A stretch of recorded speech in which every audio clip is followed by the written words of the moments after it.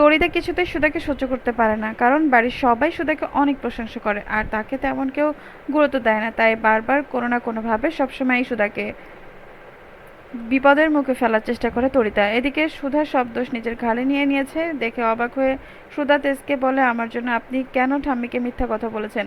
তারপর তেজ সুধার কথার উত্তর না দিয়েই সুধাকে নিয়ে বন্ধুর বিয়েতে যাওয়ার না করে বাড়ি থেকে বেরিয়ে যায়। এদিকে সুধার শাড়িতে আগুন দেওয়া ও রান্নাঘরে সুধার সবকিছু ভিডিও করায় ঠাম্মি বুঝতে পেরেছে তরিতা কিছুতেই সুধাকে দুচোখে দেখতে পারছে না।